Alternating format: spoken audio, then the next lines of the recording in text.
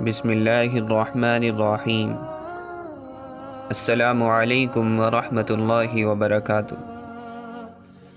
دوستو، سیدنا ابن مسعود رضی اللہ عنہ سے روایت ہے کہ رسول اللہ صلی اللہ علیہ وسلم نے فرمایا، میرے بعد تمہارے امور کے نگران ایسے لوگ بھی ہوں گے جو سنت کی روشنی کو بجھائیں گے اور بدعت پر عمل پیرا ہوں گے اور نماز کو تاخیر سے پڑھیں گے۔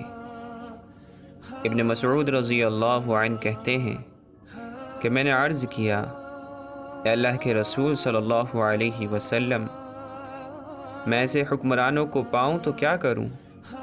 آپ صلی اللہ علیہ وسلم نے فرمایا، اے ام عبد کے بیٹے، مجھ سے پوچھتے ہو کیا کرو گے؟